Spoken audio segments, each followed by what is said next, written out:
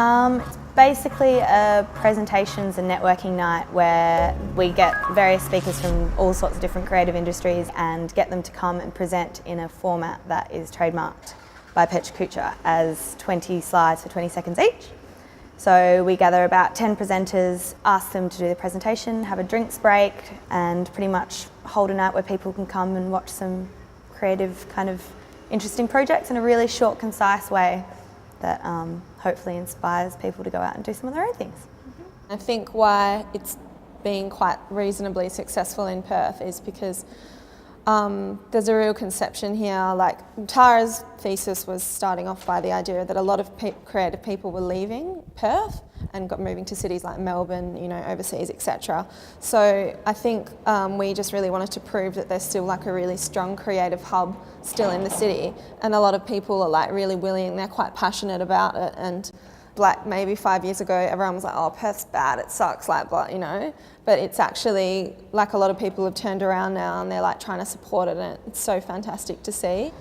We have to sign a handshake agreement with Pecha Kucha head office and pretty much state that we're not doing this for any profit, we're not doing this for any reason except our own interest in the creative industries and helping the creative industries generally in Perth.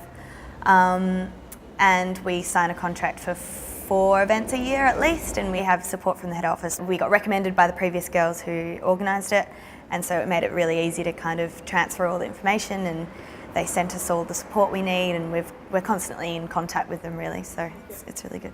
The type of people usually like any creative industry, so photographers, artists, architects, interior designers, graphic designers, fashion designers, like anything creative really. Or it's also not only like presenting your work, but it's also people that can present interesting ideas. So someone who might be doing like a PhD, or just like who's like really keen just to show something interesting. It's like not anything specific, but it's all to do with creativity. So I think it's a huge thing about PK. Yeah, networking and inspiration. Yeah.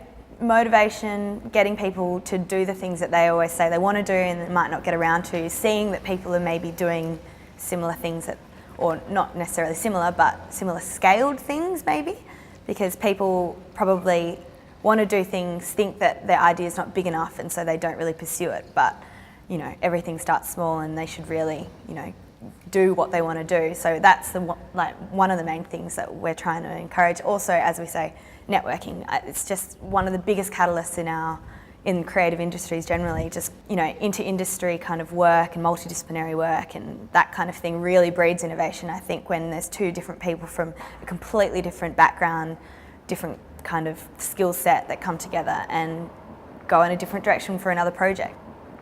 Definitely the moment we're most proud of would probably be our first PK that we organised at Fremantle Arts Centre, and we were so nervous, and we're like, no, I kept having nightmares for weeks, like these PK nightmares, that no one would turn up and everyone would just think it was terrible.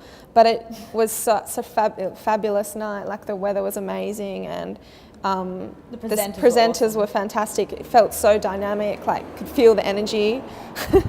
And I just remember walking out with Tara and we were like high-fived and we're like, we did it!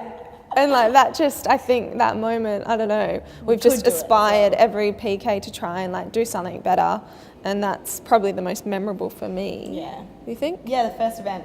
The first one, it was one of our favourites. Yeah, it was really good. Yeah.